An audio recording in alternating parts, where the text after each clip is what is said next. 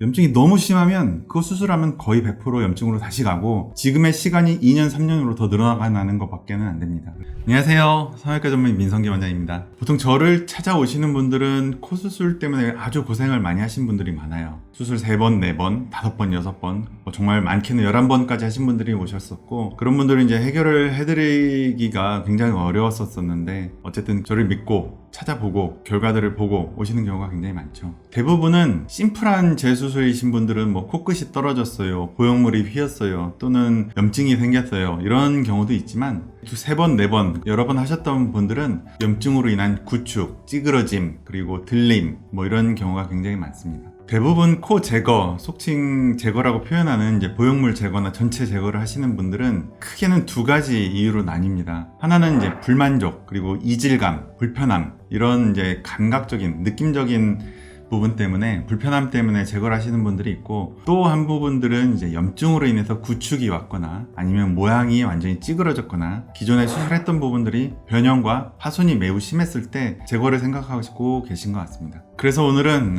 제거를 앞두고 있는 분들이 많이들 물어보시는 부분에 대해서 답변 드리도록 하겠습니다.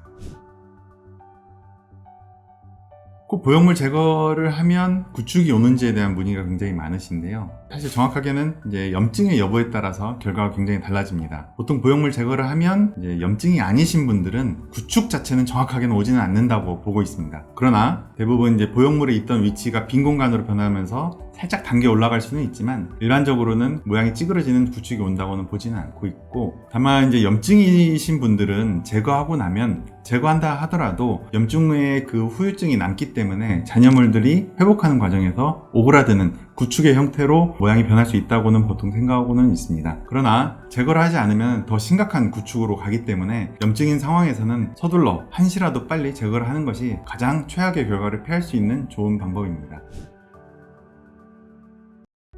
보형물과 이식된 연고를 제거했을 때 모테코로 돌아가는 여부는 사실 yes, no로 얘기하기는 조금 어렵습니다. 정확하게는 첫 수술에서 얼마나 연고를 파손시켰는지 아니면 얼마나 손상시켰는지에 따라 결과가 다른데 대부분의 한 90%에서는 원래 코로 돌아갑니다. 그러나 한 10% 정도에서는 이전 수술이 너무 험악했거나 아니면 다 부셔놨거나 아니면 망가뜨려 놓은 코들, 그리고 부작용이 좀 있었던 코들은 수술을 아무리 꼼꼼하게 해도 안 들어가는 경우가 있더라고요. 물론 이제 하는 의사에 따라서 조금 더 섬세하게 교정을 해서 모테코로 돌아갈 수 있게 노력을 하고 있긴 한데 도저히 불가능한 분들도 가끔 계십니다.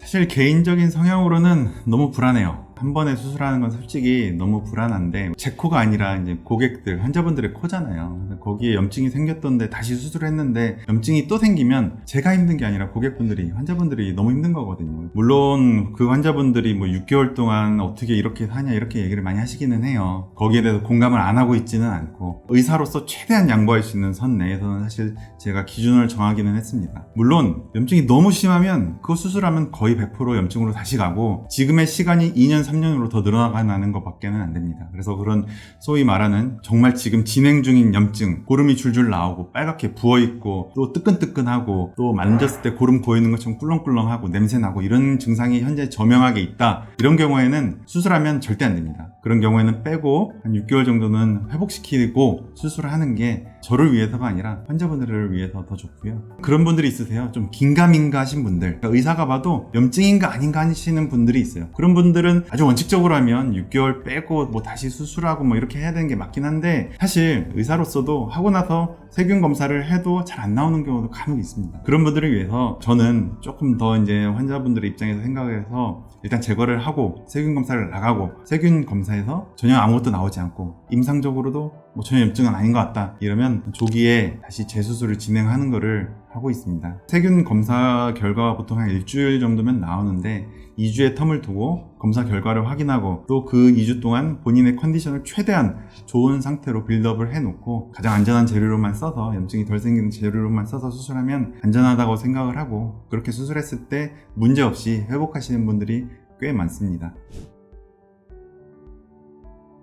주저앉습니다. 모테코에 따라 좀 다른데 원래 코가 낮으신 분들은 당연히 원래 코만큼 주저앉을 거고, 또 많이 올리셨던 분들은 올리기 전처럼 주저앉을 건데, 변형이 왔거나 뭐 찌그러졌거나 구겨졌거나 이런 부분들이 분명히 동반이 돼 있을 거고, 보통 상태가 안 좋으면 조금 더 많이 구겨지는데, 저희들은 이제 연골 재배치나 아니면 구겨진 연골을 펴는 등의 그런 이제 노력을 통해서 가급적 좀 원래의 모습과 비슷하게, 그리고 이상하지 않게 또 사회생활을 하는데 위화감이 없을 정도로 좀 만들려고 노력하고 있습니다. 자, 오늘의 결론. 코 제거 수술은 절대 쉬운 수술은 아닙니다. 기존에 변형이 왔던 코를 정상적으로 돌려야 되고, 문제가 있거나 불편했던 코를 다시 원래 모습으로 돌려야 되는 아주 어려운 수술이기 때문에 단순히 뺀다라고 생각하시면 안 되고, 모양을 원래 모습으로 복원시키는 어려운 수술이다 라고 생각하셔야 합니다. 그렇기 때문에 단순히 코 수술을 여러 차례 건드리는 그런 의사 선생님들보다는 재수술과 재건에 아주 능한, 그리고 경험 많고 실력 있는, 이 문제의 원인을 파악할 수 있는 의사에게 수술을 하는 것이 매우 중요합니다.